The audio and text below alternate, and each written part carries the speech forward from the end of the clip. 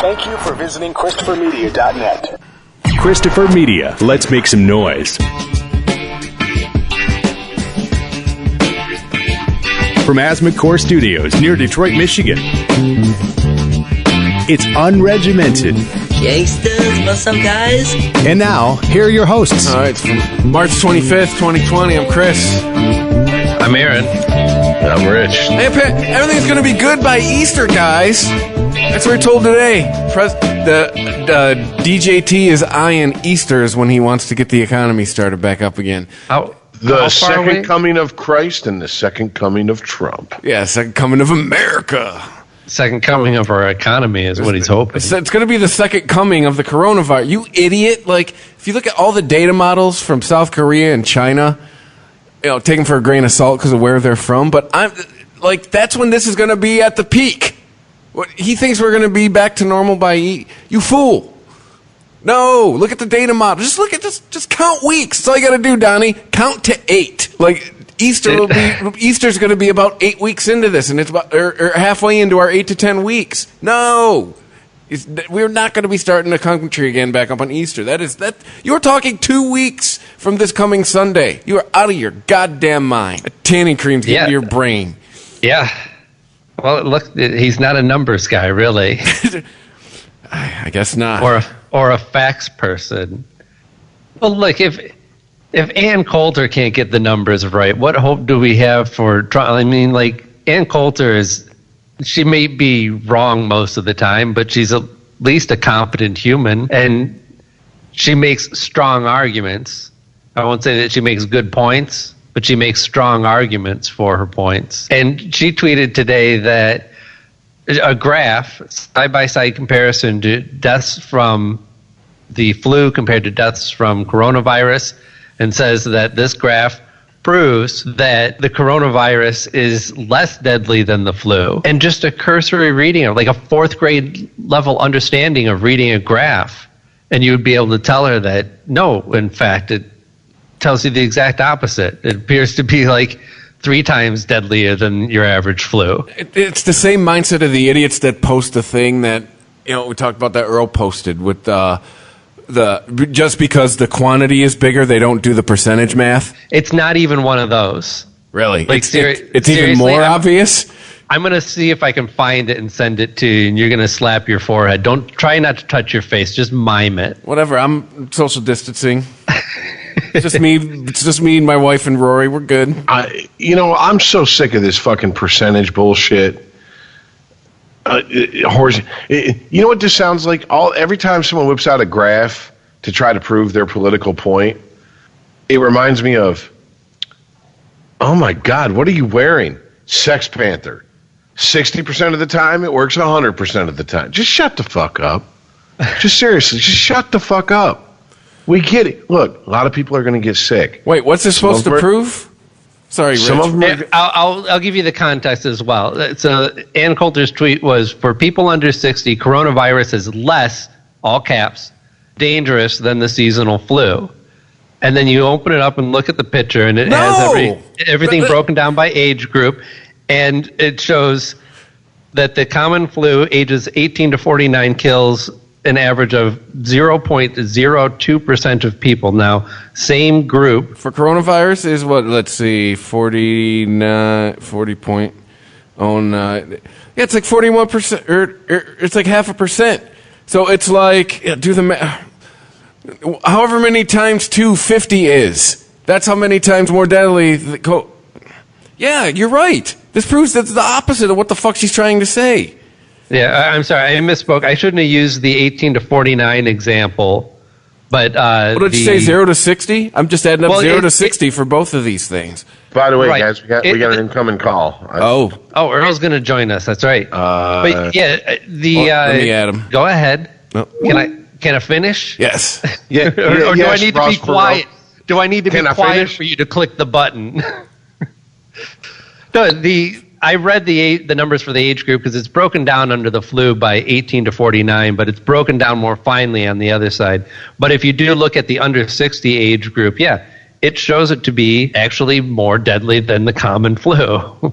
Yeah, which is the opposite of what she was trying to prove. So And the thing is maybe she just tweeted it out and didn't read it thoroughly, which happens, right?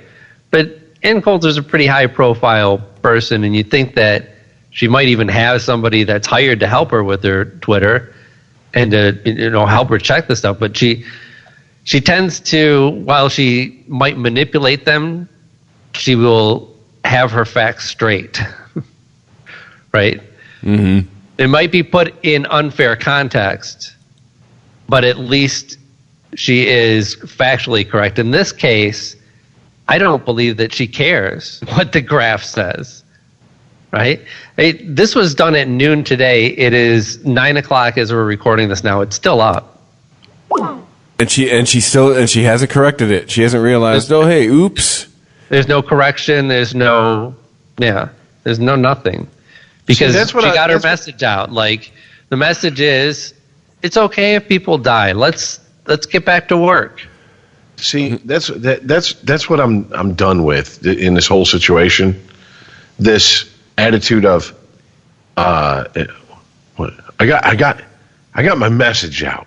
That's all I care about. No, fuck you. If that's all you care about, I'm glad that you're either wealthy or healthy enough to carry on about your life in complete isolation or without a worry in the world. But there's a lot of people who aren't in that fucking position, and I've been told to check every fucking single thing about myself that I see in the mirror for the last 5 years.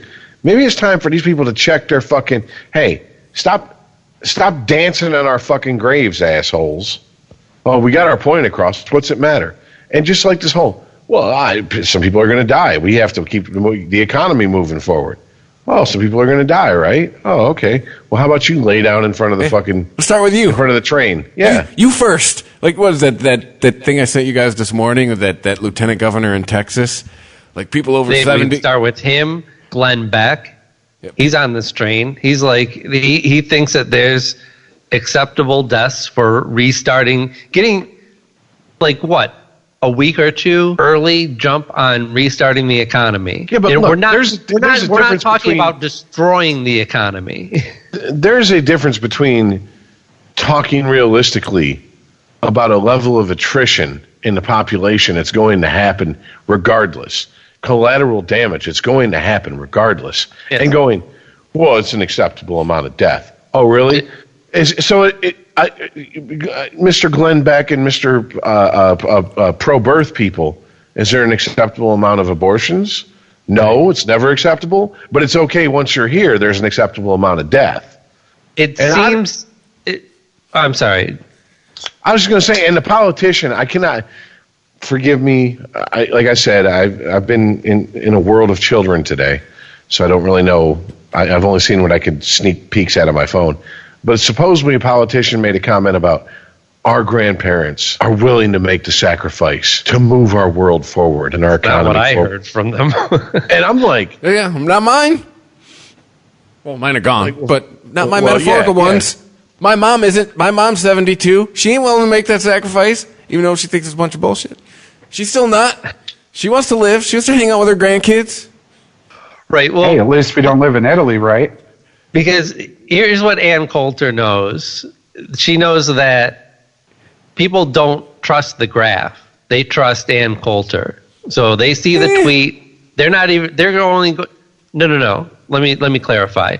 I'm not saying everybody trusts Ann Coulter. I'm saying people who follow and tend to trust her are going to just trust what she is tweeting, and might not even read the graph. They go, oh. She even provided a graph that proves her case that this is less deadly than the flu. So anyway, I just wanted to get that out to wrap up my point. And welcome to the podcast, Earl. Earl from Sporgy, how you doing? Yeah. Hey, guys, at least we don't live in Italy where they just like put you out to die. They don't even look at you. At least there's entertainment. At least somebody's going to serenade you while you die in the streets. Earl, you work at a pharmacy. How's that going? It's and absolutely what's your horrible. stash look like? I know you got a personal somewhere. Oh yeah, I'm loaded for bear. Stash. No, it's Earl. I grew up with this asshole. The only thing he's got is shit to help him get his dick hard and keep his blood pressure down. That's it. That's all. No. I got my stash. I got my doomsday. This is it stash. Don't worry about me.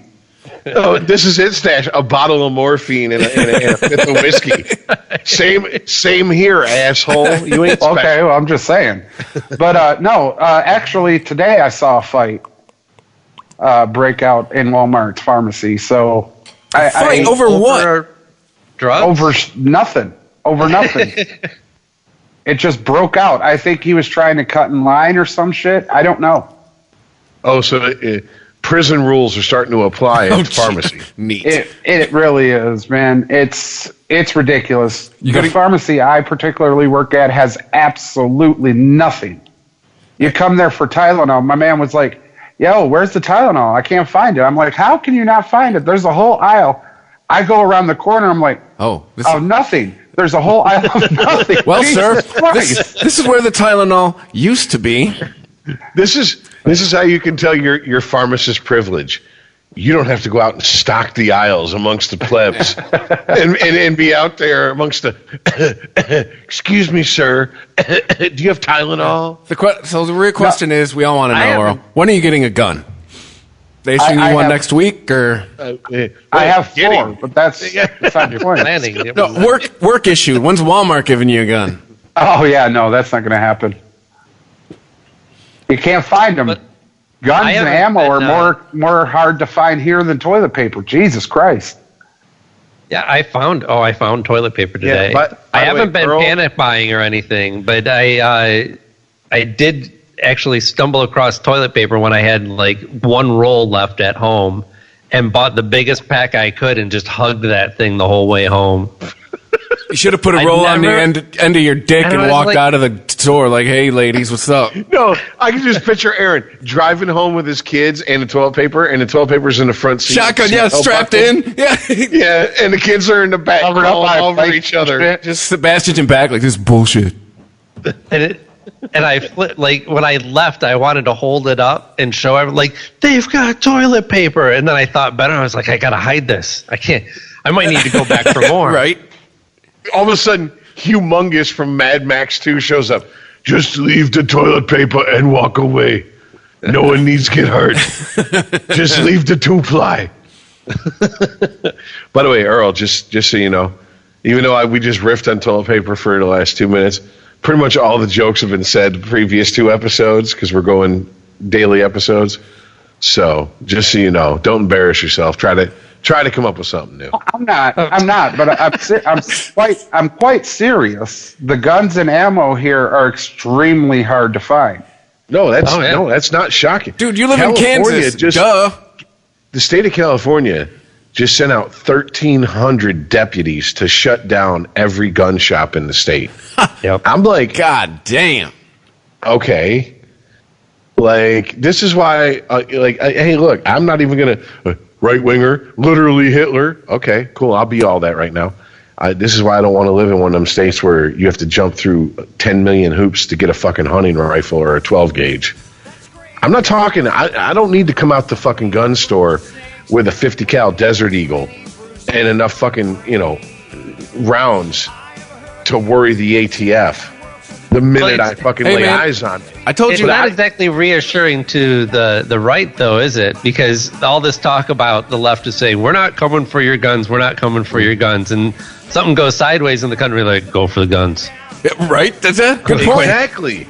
Yeah. Oh, well, yep. Pandemic, shut down the guns. Guaranteed, people all over the country right now are talking about, what's going on in California? That's our future. We get Bernie in office. Those officers are going to go door to door. They're going to take everyone's guns. Oh, Bernie, you're going to get in office. I would love to see them try. I used to think when I lived in Detroit that, that's a bad place to no. This place here in Kansas, it's crazy. Because it's the biggest argument these guys have is which gun looks better on my gun rack in my truck. On the real. So if anybody come and try to take their guns, I'm heading the fuck away from this state because there's about to be a war that you ain't gonna ever want to see again. No, These hicks are constantly challenged with form over function. Like, this one looks really good, but the other one holds more bullets. Yes, Aaron, do you remember? We used the term ammo-sexual. These are ammo-sexuals. Yes, you're like, should I go with the 40 cal Smith & Wesson or the 9mm Ruger? Hey, I'll go with the 9mm. Like, are you serious? Just pick one and but it's got he's Earl, you're not bullshitting. I've seen it with my own eyes. The different vehicles have different guns that match the vehicles in the gun rack. That is the honest to God's truth. And it is and the handles get customized and the whole thing. Yes, the tooling on the everything. Some of these guns, rifles, etc., when you finally see them, if they were just something that you understood that like one or two people handcrafted, you would go, "That's a beautiful piece of art." Like you'd forget it's a weapon to kill somebody for a split second. And these people are like, "Oh, that looks good. Put that up my back of my truck. All right, here we go. Hey, we going to the Sonic Drive-In. Get us some hot dogs." I do feel I need to make this point. Yes, in Kansas. So they're just sword dudes with no sleeves. Yeah, yes. Yeah. I do want to make this point, though. I feel in Kansas, while your average citizen might outgun your average police officer on any given traffic stop, you won't be outmanned. Because they can call a bunch of their friends on a radio. Yeah, but you can radio. You can radio all you want. This is their home. These are their woods. You're looking like next of kin, like a motherfucker. No, I get it. It's like us going into Vietnam. Like, how did we think we're going to win? We're fighting in their literal backyards. Yeah, we have no idea where their holes are. We didn't even know there were holes. What the fuck? Yeah, exactly. Well, it's not like the French drew us a road map on the way out. Good luck. Can we circle back to this numbers game that Trump and others are playing? This idea of acceptable deaths? Because, I use the analogy of automobile accidents a lot, but it's applicable because it's something that happens every day and we don't even think about it. And that's the argument that Trump's trying to make, that sure, if we wanted to stop, he's not saying this, but similar things to this, if you want to stop all traffic deaths, you can just shut down the freeways and then the economy will grind to a halt, but nobody will die, right? So there is a certain level of acceptable deaths, of saying, well, people are going to die during this process, but it has so much benefit for the rest of the nation that it's worth it all. It's worth it for us all. But making that argument in the face of this epidemic is more like saying I can get to work faster if I actually just blow through the crosswalks and mow the people over, and saying that there's a couple acceptable deaths on my commute to work. Yeah, well, and in the face of this thing, well, because it could get worse too, right? Traffic deaths generally stay about the same level every year. It's something that we can kind of control. We continually get down with safety measures. Yeah, if we don't keep it's something that we work on. Yeah, we don't keep an eye on this one. We turn into Italy. Here's the thing. I'm going to go down the back road on this one, and just take a detour. I don't listen to what Trump says when it's a crisis situation. I don't listen. Smart decision, yeah. Oh, well, hang on, because I don't listen to what Barack Obama says in a crisis situation, or George Bush, because that's defining their presidency. Okay. Yeah. I truly 100% believe this is not. I'm not trying to tinfoil hat. Okay, lobbyists. Oh shit! Let me Rich people, lizard people, control it, and special interests run this country. All right, when 9/11 happens, when a stock market crash, or when a pandemic happens, that's when the guy that's in office has to be presidential. Now, as stupid or as unfit as George W. thought, everybody thought he was. When 9/11 happened, I was proud when he came on and said what he said about the 9/11 attacks. I felt better. Too, that was a whopping 8 months into his presidency, though, too. Wait for it. And what he said about Muslim citizens in the U.S. right after that as well. When Barack Obama said what he said about... Time out. Real quick, hold on. You pause on it. What did he say, Aaron? I don't remember. I'm he dead was serious. The religion of I don't peace. know the exact. I don't know the exact quote, but he was outspoken saying, "Hey, we are not going to take this out on people, Muslims living here in this country. They are not the enemy." He's the one He that kept using religious extremists, didn't he? Yeah. Well, yes, he did do that as well. Yeah. Well, no. The reason I ask is because I know that there was an IRA ceasefire signed in '98, but the IRA really was like, any attacks that are from on religious extremists will be seen as an attack against us and our allies. I'm paraphrasing, but I think I remember him saying that. And all of a sudden, the IRA is like, we're going to become a legit political party, and that's how we're going to get our power. So I mean, like and they did. It did work to an extent. I mean, you know what I'm saying? Like, maybe I wasn't clear, but all I was trying to do is offer another example of where George Bush was a unifier and did his job as president of comforting the people and trying to bring them together. Oh, right. But what I was saying, now I'm working towards this huge point. When Barack Obama said what he said about the stock market crash and the bubble bursting of the housing market and yada, yada, yada, yada, I felt better. He was being presidential. Yeah. Now we got Donald Trump, and it's a pandemic. And this motherfucker doesn't know his ass from a hole in the ground. He has said so many outlandish stuff. Wow. Rich, how people are much just is your like- mind blown right now, Rich? Because my Wait mind's pretty for it. blown Let over the here. man speak. Aaron's like, he's talking sense. Let him speak. And it goes back to my point that Donald J. Trump was never elected because he was going to do a good job.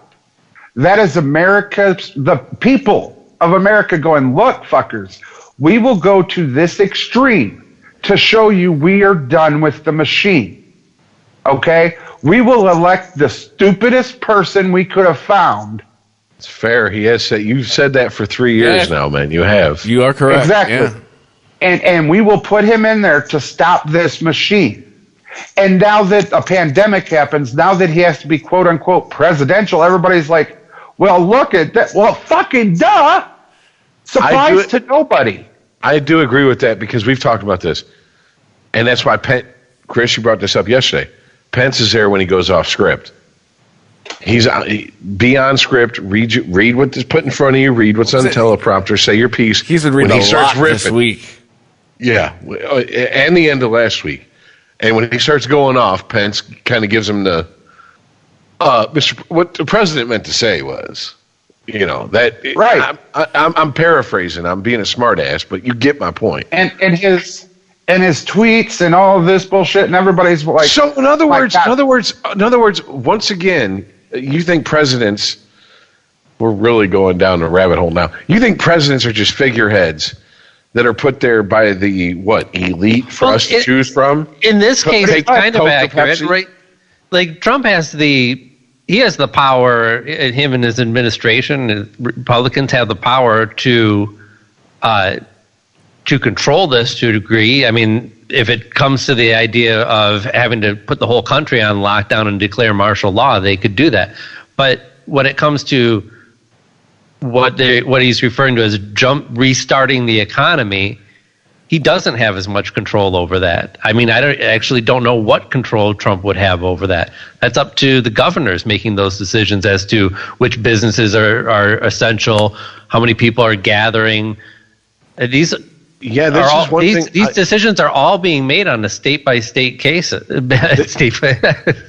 State-by-case basis. That's one of the things. That's one of the things that I have a friend who, when Governor Gretchen, the Michigan governor, gave her, God damn it, her Whitmer. Yeah. Whitmer. Okay, excuse me. When Governor Whitmer gave her State of the State address yesterday and basically issued the safe at home, whatever the fuck they call it, she basically said that we asked the federal government for help. The federal government said, no help coming. pretty much on your own. I had a friend who bristled at that and said, that's not what Trump said. And I said, okay, well, what did Trump say? He said, if states ask us for help, we will give them the help we can. But if they require more help than that, then they're on their own. And I'm like, okay, well, isn't this just basically then he was going, look, we'll help when we can, but once we're out of shit to help you with, you're on your own. Okay, are we surprised that states are picking up the flag and leading the charge on their own?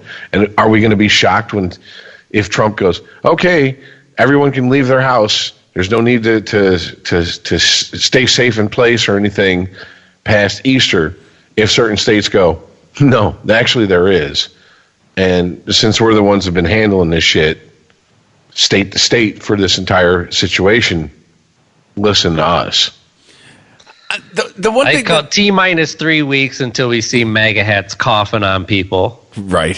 Unregimented. ChristopherMedia.net. ChristopherMedia.net. Unregimented.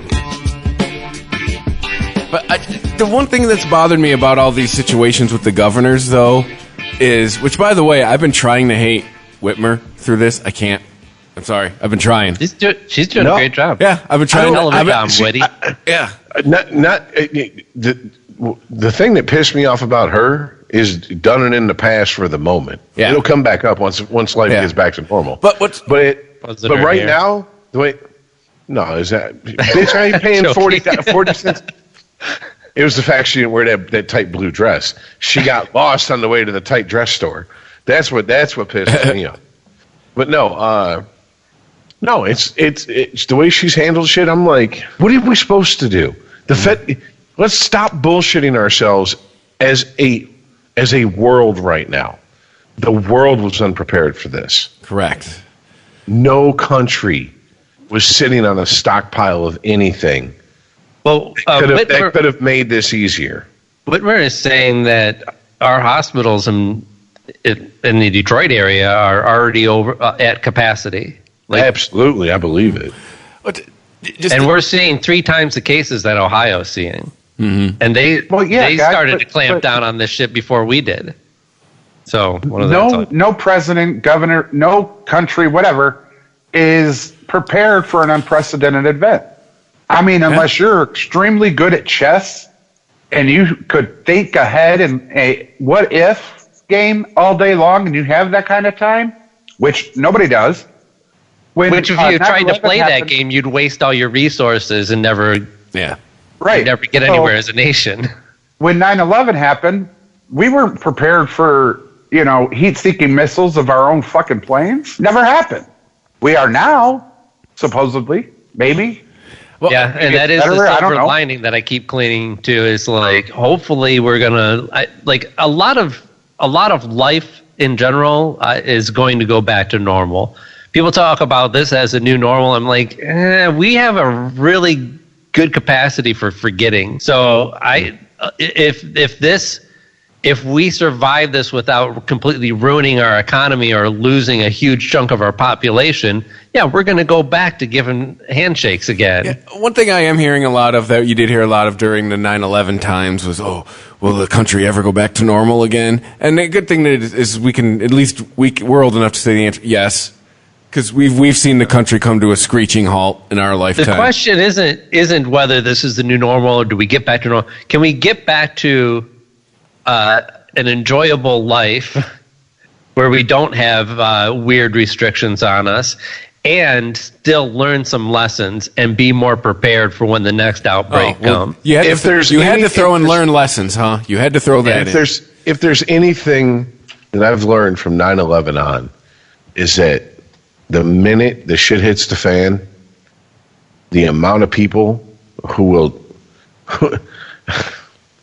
the old quote, they'll give up fucking freedom for the sense of security. Tell me you're protecting me and I'll just keep giving up my freedom. I don't care. Just tell me I'm protected. And I'm just sitting here like, it's scary to me. It really is.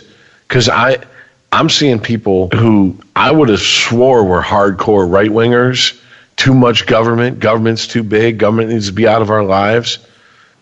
yo, when's the government going to send people door to door and do something about this? Well, I'm like, oh, there's that authoritarian Door-to-door? streak. Whoa, There's that, whoa, hold on, whoa, hold on, whoa. Stop.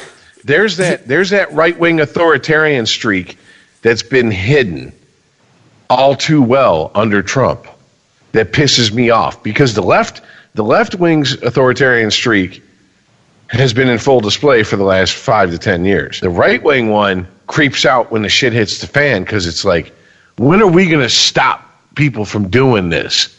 When are we going to send the government in to force people to do this?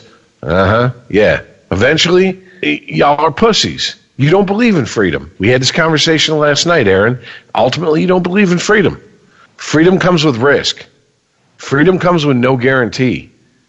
You want, and by the way, when you give up your freedoms in exchange for what you think is a guarantee, there still is no guarantee. You're just hedging your bets. You're finding out what the soldiers found out. Freedom ain't free.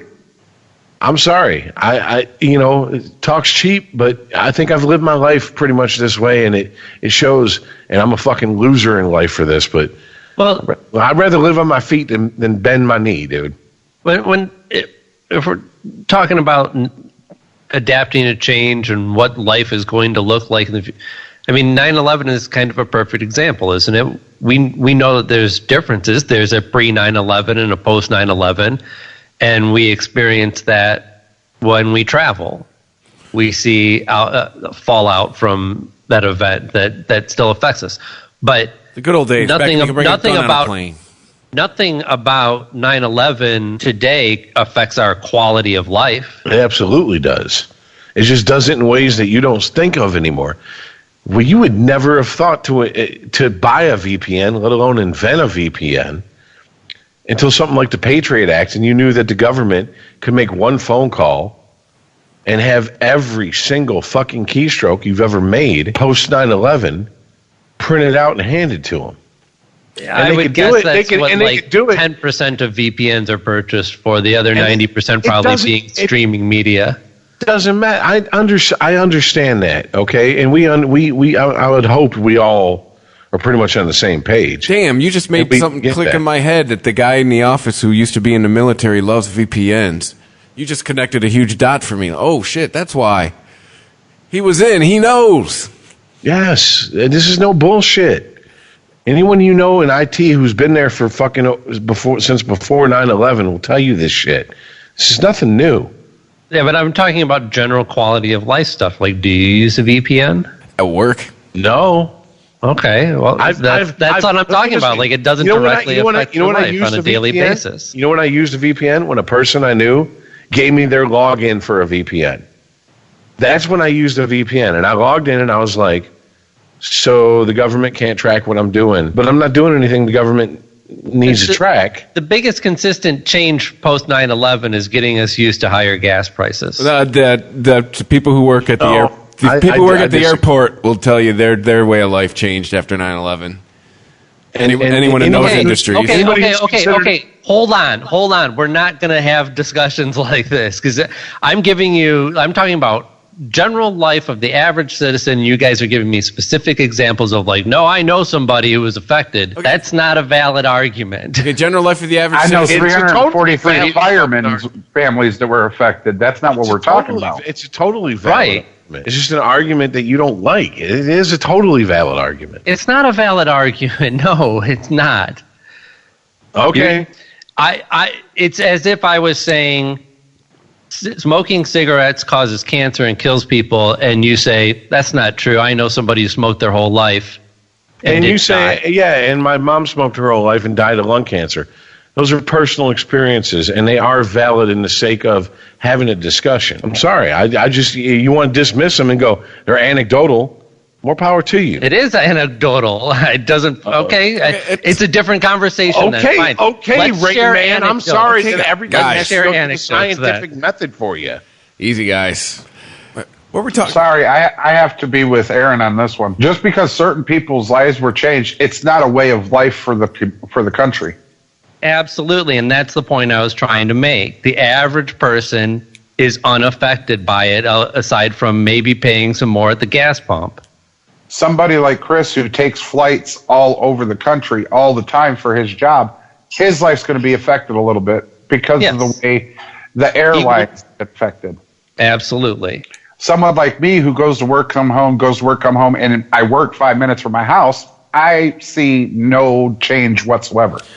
Fair point. Johnny Lunch Pail, it got used to you had to pay $1 more for gas. All right, fair point. And in the same way, I firmly believe that that's what's going to happen with this. It's going to change certain people who deal with the public on a daily basis, who work at fast food restaurants, who work in the service industry. Their lives are going to be affected in a way that they're going to have different restrictions over what they can and cannot do or expected to behave. But other than that, the rest of us are probably just going to go on with our lives. Yeah, the people who lost somebody because they got the coronavirus, those people are going to be affected. Hospitals are going to be affected. Yes, yeah, absolutely. There's going to be fallout, and I'm not saying like this is a no big deal for the country, but we're not going to turn into. I'm just trying to point out our resiliency and our ability to move on. No, we're not going to turn into the demolition man. Hold on. Let me ask you a question. High five. Okay, now I sat and let everybody say their piece. I just want to say this. Maybe it's a rhetorical statement or question. I don't know how it's going to come out. I'm just going to say it. Things changed in our lives that we weren't aware of. Things changed behind the scenes. Yes, absolutely. Things that violated. Our laws changed. Our freedoms changed 100%. I'm with you on that. Exactly. That affects us all. Now, whether or not that affects us on a day-to-day basis to where I can give a sexy anecdotal answer, no, probably not. But that still pisses me the fuck off. I will say and as a civil libertarian, if someone labels themselves that, even remotely, I would expect it pisses them off the same way. Because it's just the minute the shit hit the fan, there was another excuse to snatch more of our rights away from us. But hey, America. Yeah, USA. To 9/11. To back you up there, Rich, there's a quote. There's something my wife always tells me, banging around in my head right now. Just because you don't know about it doesn't mean it didn't happen. Boom. What is it? Rummy said? Rumsfeld? There's known knowns and there's known or unknown knowns and there's he said something so fucking convoluted and bullshit, and the whole country went, yeah. Oh yeah. And that makes sense. About the Iraq war. And then when we really thought about it, we're like, that motherfucker was just up there just spitting nonsense. It's the old Homer Simpson quote, you take forever to say nothing. That's so I guess I was wrong to use anecdotal points to try to prove the point that I was trying to make. Well, I don't not agree with you.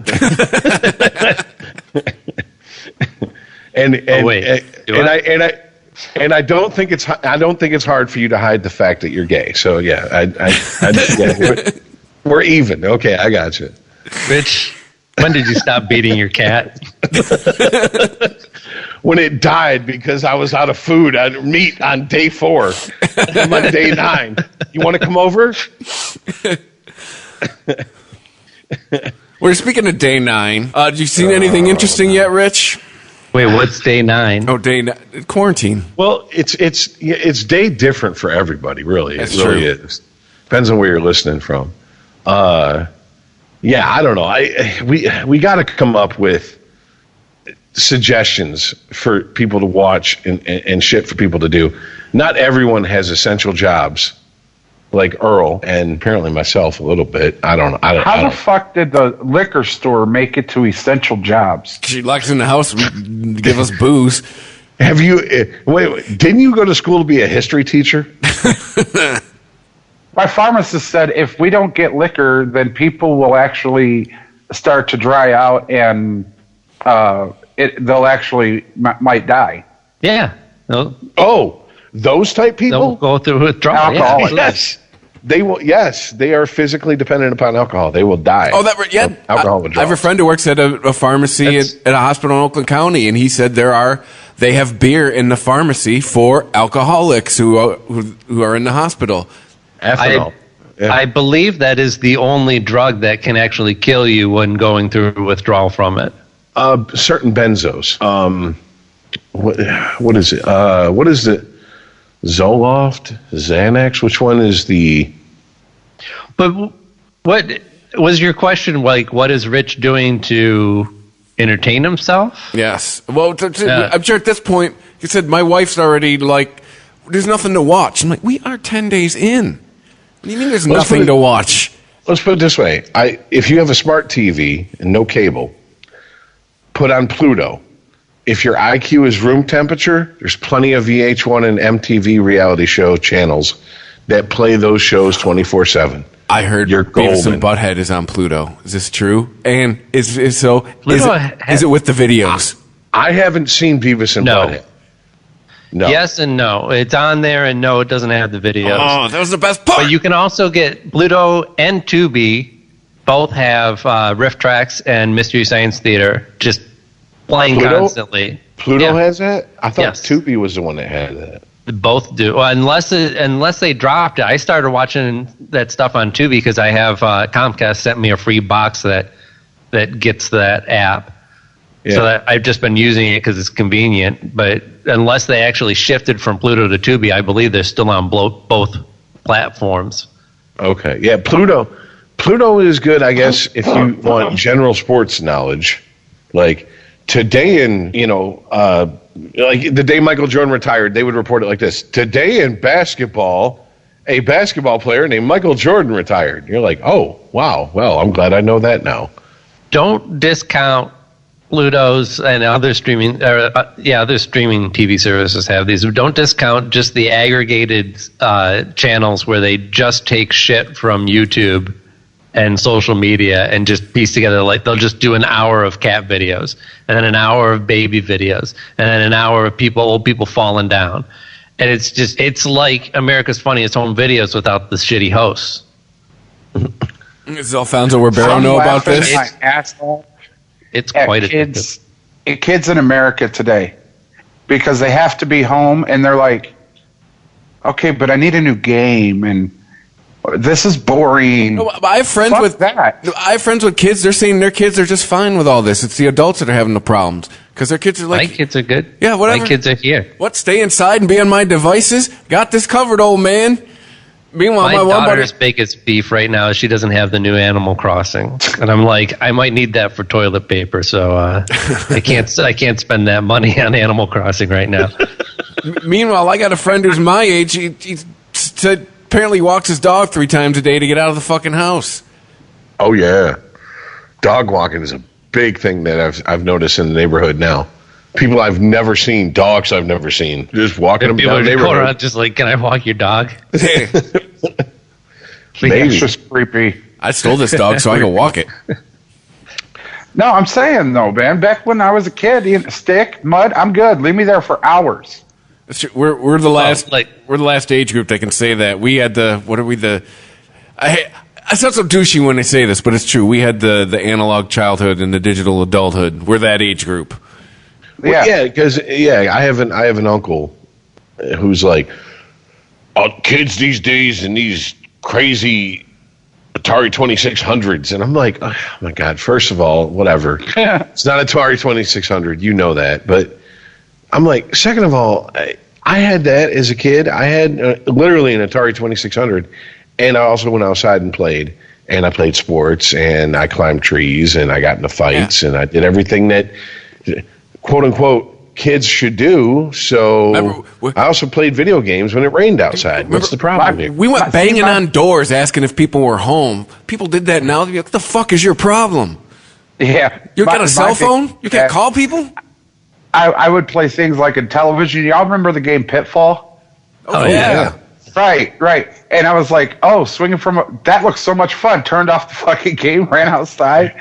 It took your fat ass and tried to swing. Can't breathe. Yeah. Okay, that was. Sorry, if you don't understand. Earl's a rather large height, girth. He's like big Aaron, he's like Big Rob. He's tall and big. Yeah.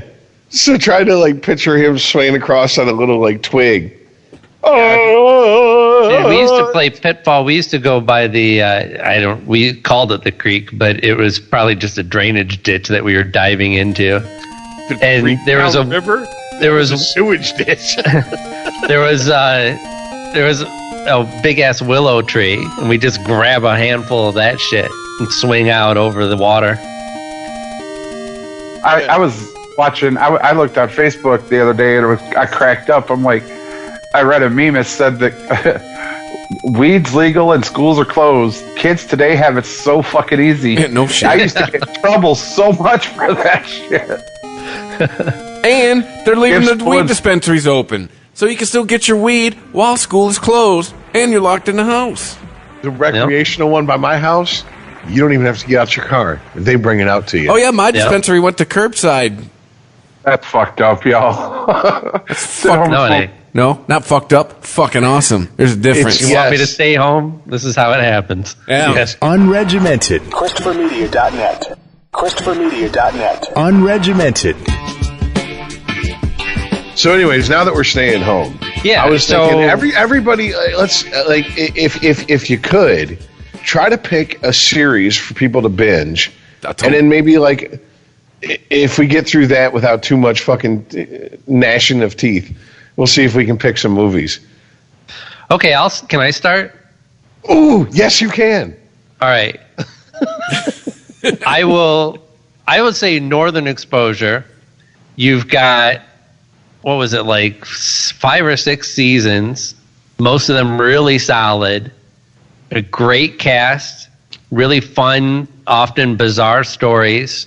Created by David Simons, guy who created the Sopranos. Yeah, absolutely. I thought we talked about that one night. So there's my bloop and pop-up video moment. Yes. Everybody in the cast is really great. They all have great voices. Very soothing, they're all, I don't know. It's just, I find it a very relaxing show. I've rewatched the whole thing like last year. So that would probably be my top recommendation.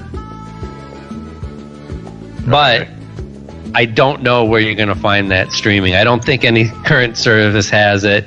You might need to dig a little bit or find an illegal download. I don't know. Sail the high seas. Yes, yeah, you might need See, to. I'm with that. I'm from way back. I don't know if you guys ever watched Oz. Oh God, yeah. You know Dude, that I that never series- have, and maybe it's time. Maybe I'm going to do that while I'm on lockdown.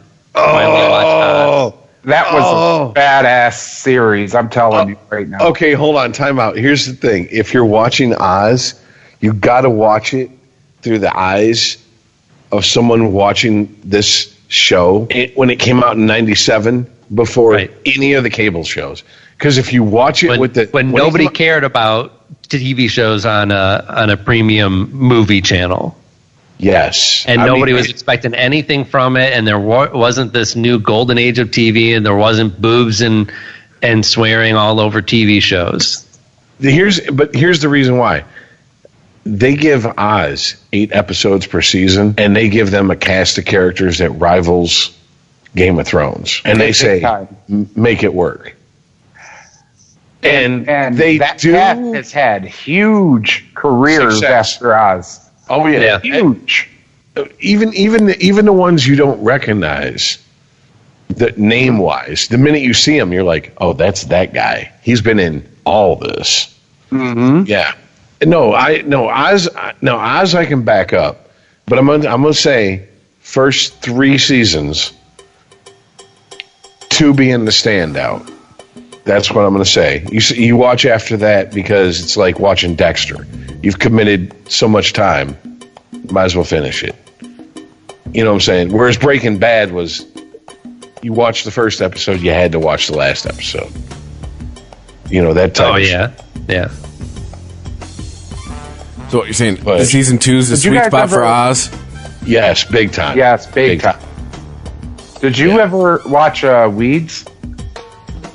Yeah. I liked Showtime. Weeds. Weeds was a really solid show until what I want to say around season 5, which is oddly what I think it's the same opinion that I have about Orange is the New Black. Yep. So you get 5 solid seasons and then it just goes off the rails. Well, ironically, isn't that the same? Didn't the same person make both shows? Both shows. Good. Yeah. What's weird for me is, now that I think about it, bowed out after season 3 of both shows. It's like there was a clear like, I don't really care anymore. Now, granted, when I was watching Weeds, it was when the seasons would come out at Blockbuster still. Oh, right. So season 4 came out, and I was like, I don't want to rent that, or I'll rent it later, and I just never did. I never watched it.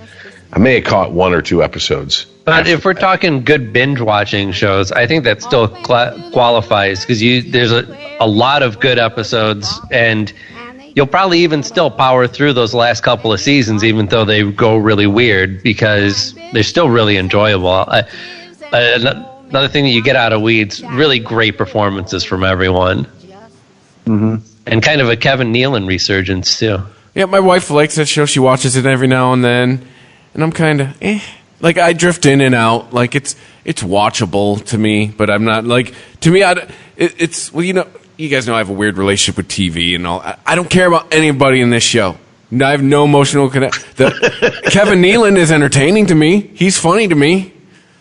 But yeah, and everybody in this show, right. I don't care. I don't give a fuck about none of you. I don't want to see what happens to you next week. I don't care what happens to you at the end of the season. I just never had a connection with. And it's about weed. You figure I'd love this show? Nope. I've been watching some standards around here. The Office is a classic. And even it seems like there's a lot of Office rewatches going on. And people. By the way, hold on.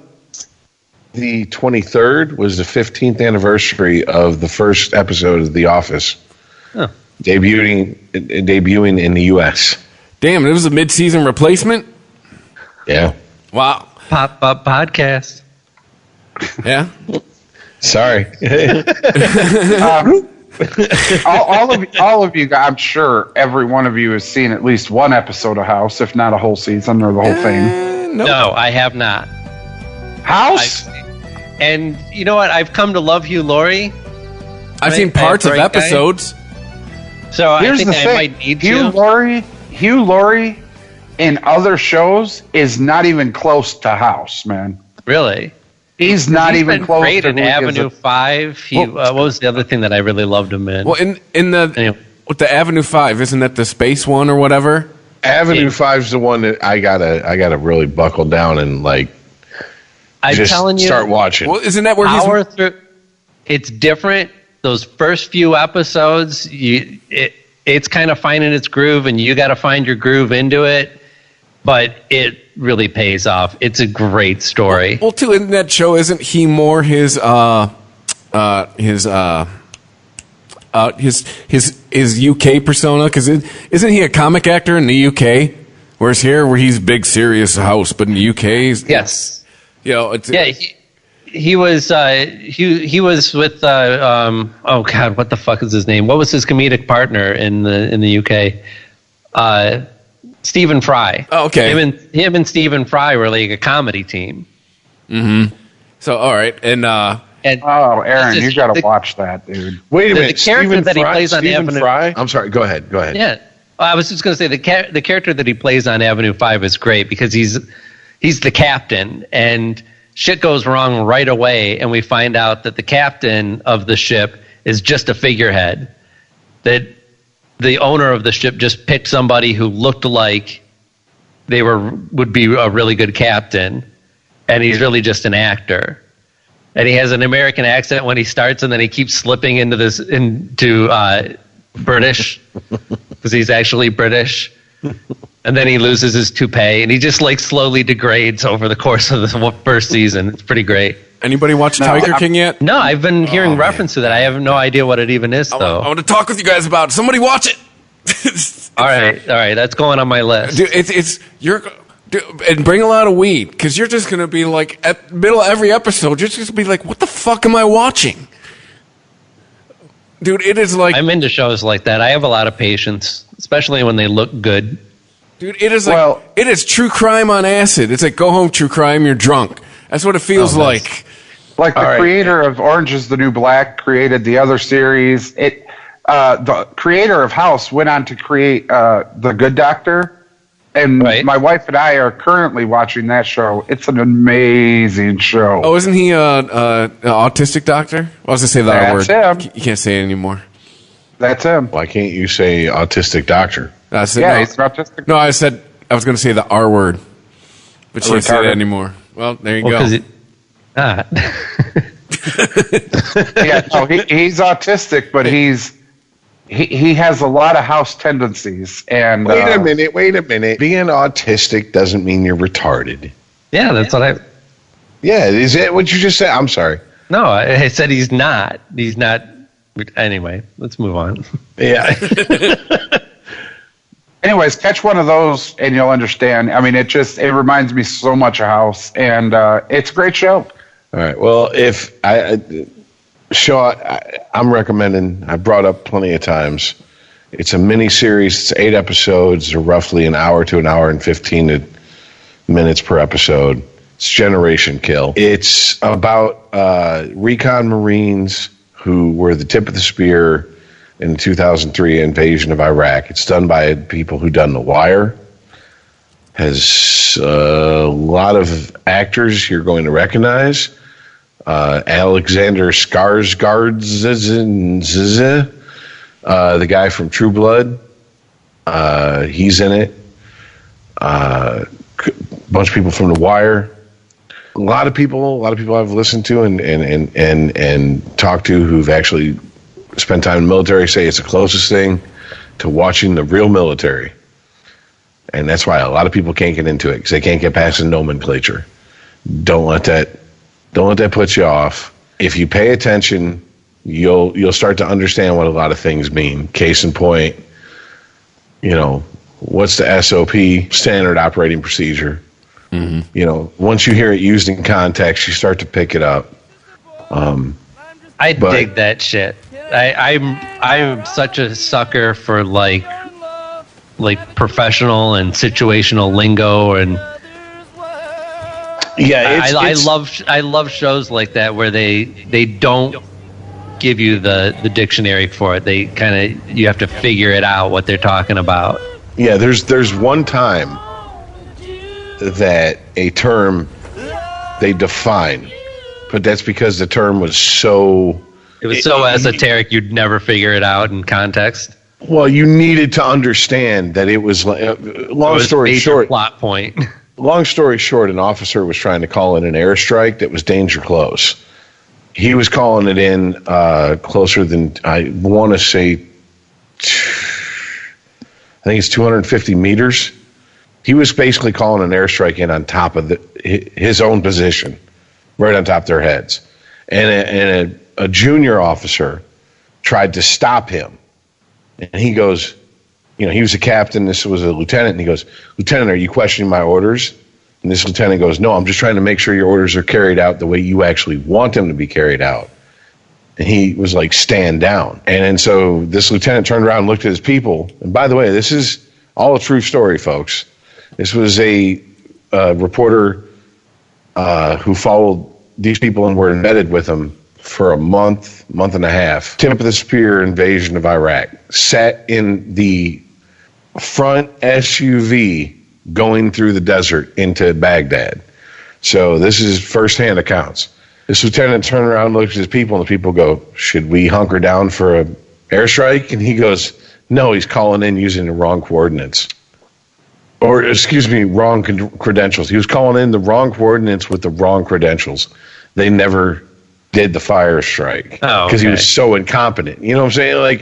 But so he didn't just danger fuck close. up the coordinates. He couldn't even get the right approval for it. Yes, and danger close means you're, like I said, once again, dropping it on top of your head. Which, I mean, in the context of things, you hear it used throughout the series, but you never really see it presented as, "Motherfucker, you're dropping this literally over top of our heads." You know what I'm saying? And to see an enlisted man step to an officer and go, "Even the most boot fuck Marine knows that language. What's the matter with you, sir?" And to know that shit happened, and to back that up, the Marine Corps actually tells people in officer candidate school and young officers to read the book that this show is based on. Once again, Generation Kill, amazing book. check that out if you really are bored. But yeah, great show. I can't recommend it enough. If you are a fan of The Wire and you're not into this show, I don't know. I can't send you your money back. It's not a movie. Chris? What can I send back legally? An apology? They could invoice you for their time. I don't know. Yeah, exactly. It's that good of a show. That's strong recommendation.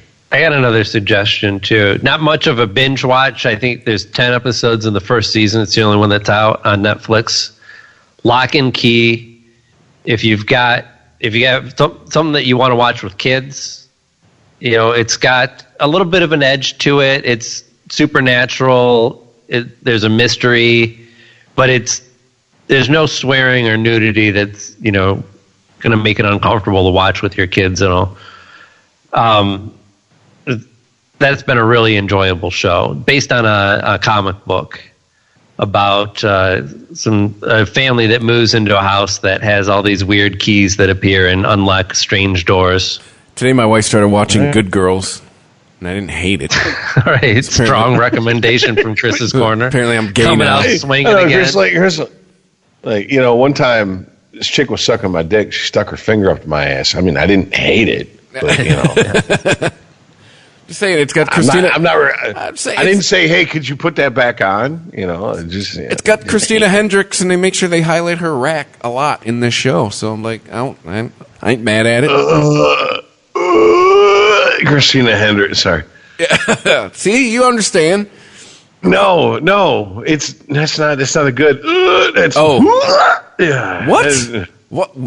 It wasn't coming. He was puking. Oh, what? We talking about the redhead from Mad Men? Yeah, with the huge rack. No. What? No. What? No. What? Not really my type either. Earl, you've known me 25 years. More for me. You ever seen me go after a pale redhead? No, but you know what? Keep your dick in your pants. I'll cover. Yeah, Earl and I. Stand down. More Christina Hendricks for me and Earl.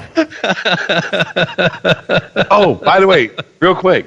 Yes. Before because I got to get this movie in here just because it really is a good movie. If you're a horror fan, and you're a fan of the movie The Shining, or you're a fan of Stephen King and the book The Shining, check out Dr. Sleep.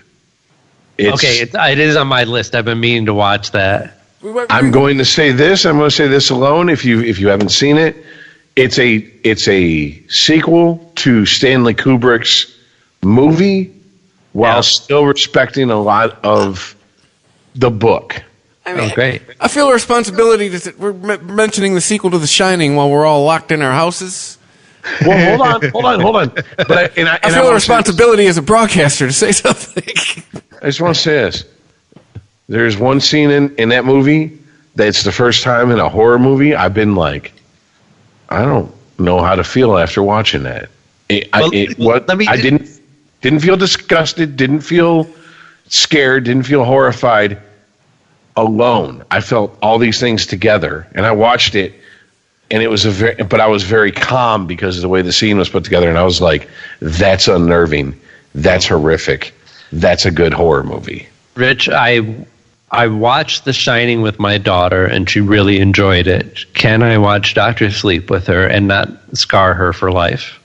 There might be the one scene I'm talking about might be a little rough, just because of her age. Because it's something that anything involving rape in the movie, though. That's pretty much my line. She loves almost both Deadpool movies. Like violence and swearing just rolls right off her back. I'm not worried about that shit. Like stealing somebody's soul, and almost like predatory, like stealing a child's soul in a predatory way. It's weird. It's very weird. I can't. If we're gonna get the movie, watch it. Watch it yourself. Decide for her. Right. That's a good idea. Sorry, you're right. I should have said that from the get-go.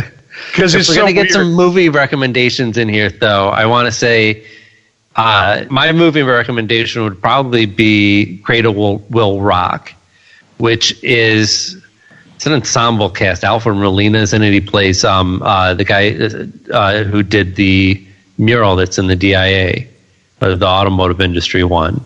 What's the? Oh, right when you walk in. Yeah, Diego Rivera. Okay. Tim Robbins is in it. It's basically about creating art during the time of the WPA and what happens when officials, quote unquote, get involved with creative decisions. What's this called again? Cradle Will Rock. Will Rock. Okay. Yeah. So it follows like Diego Rivera gets commissioned by, I think, Rockefeller to make a mural that he put some communist stuff in, and they try and take it down and change it. There's a play that's being put on by that's being funded by the WPA, but they want to control the message, and the actors are pushing back against that, and the writer and all this stuff. But like I said, great ensemble film. It's kind of a bit of a complex story, but it tells a great story about art and what happens to it in times of trouble and why it's important in times of trouble. Okay, fair enough. So I think very appropriate to these times as well. I think it's a good shut-in movie. Yeah, not to be confused with The Hand That Rocks the Cradle. No, don't watch that one. I'm trying to remember if there's a reason to watch that. Rebecca De Mornay. Like, serious. Yeah. Rebecca, yeah, but I can get everything. I got Risky Business. I got Risky Business if I want to watch her. And she was pretty good in Risky Business. Sure, you don't need to see her steal a baby. Yeah, no. Ew. I'm trying to think and then she starts titty feeding her, like the other bitch's baby. Like, ew. That thing's, that's for daddy's enjoyment. It's not for baby enjoyment. Stop that. What's wrong with you? Get away from that. Yeah. You're not even that child's mother. Stop. Hey. No. Hey. I wanted to see that. I was that baby for all of 10 seconds. All right, so what's your pick? Come on, Shrek. Hurry up. Oh, yeah. Do you guys want to throw some movies out, or are we done? I'm trying to think if I've seen any movies. Pearl, go ahead. It's been all TV. It's been all TV shows. It's been all binging TV shows. Yeah, I haven't gone to the theater, and I couldn't tell you when. Like my wife, last week. Cradle Will Rock wasn't it's not a current movie. That's got to be like almost 20 years old now. I mean, we binged like Dateline last week. I mean, oh my God, Aaron, it's 20 years old. Is it in like black and white? I can't watch that. And yes, I work with people who talk like that. I'm going, why do you sound like a chick from the 80s? Why do you sound like you're from California? Yeah, in Michigan. Why is everything a question? Oh, those are uptalkers. They talk up at the end of everything. Everything sounds like a question. Yeah, uptalkers. It drives me nuts. They let those people on NPR sometimes, and I'm just like, how are you put up against a wall? Are they the opposite of vocal fry? Vocal fry. Yes. Vocal fry. Hi. First of all, why is everyone vocal fry? To me, sounds like George Takei. So hi, I got vocal fry. No, they're like, oh my. Somebody asked them, why do you always talk up at the end of your sentences? And they said, fine, I'm not even going to finish. Fine. I'm not even going to finish this sentence. Every sentence I say shall end with an ellipsis. Is that the new passive aggressive? Just end the sentence with. I don't even know. I don't even know.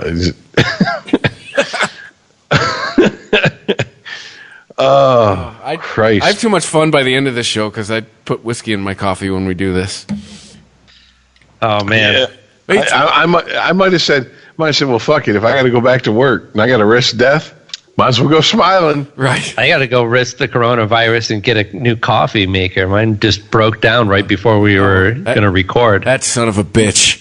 And that's Earl. If you want to lose weight, pay attention to Aaron. Drink a lot of coffee.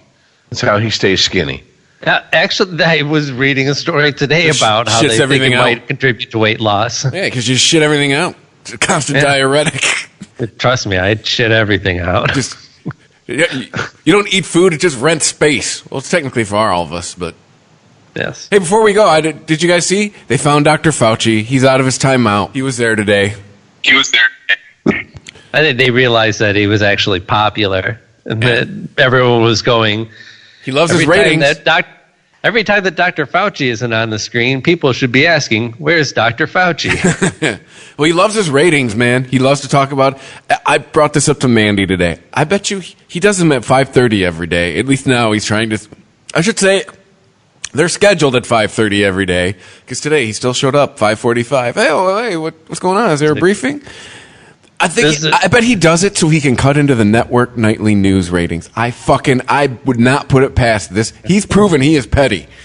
We'll forget about him pretty quickly. This will all blow over, and he'll go back to his home planet.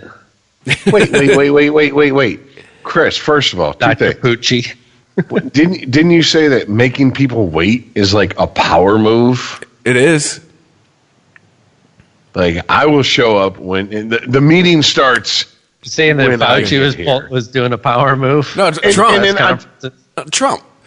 He does Oh, that. Trump yeah. what? He schedules Oh, him at right, 5:30, but he shows up when. So yeah, it's like you be here at 5:30. It starts when It doesn't start till Donnie shows up. And then, Fauci, of course he's looking at his numbers because the higher the numbers. Fauci's like, we have 5 minutes till he gets here. Here's all the correct information. Write this shit down quick. Yeah, right. Yeah, here's the real information. I gave him a fake dossier. Oh. Yes, exactly. There we go. Cool. All right. So, hey, Earl, good to see you and hear from you. Yeah. Yeah. This is how we all hang out now. Glad you could have thrown some shit in.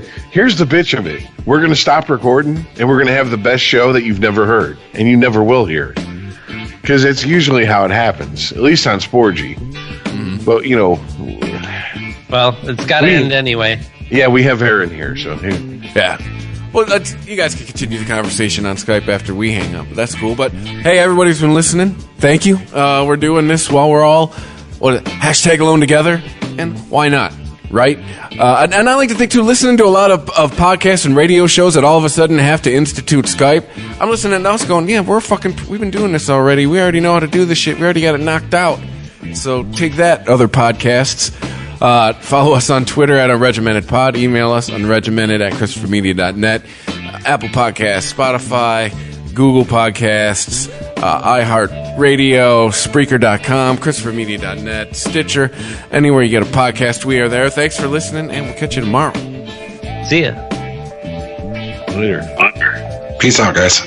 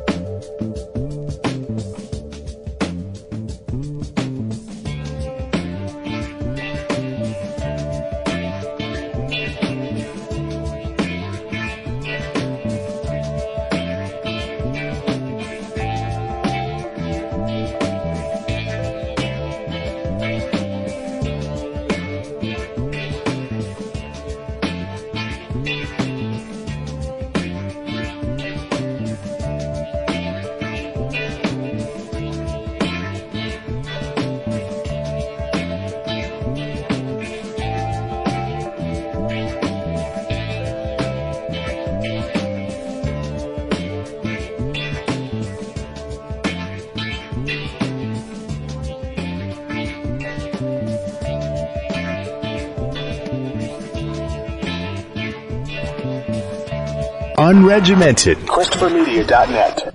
ChristopherMedia.net. If you like this show, please tell a friend. Please make sure to rate and comment on all your favorite Christopher Media shows. Please follow us on Twitter and like and share us on Facebook. You can subscribe to all ChristopherMedia.net shows for free on ChristopherMedia.net. Thank you for listening, and thank you for visiting ChristopherMedia.net.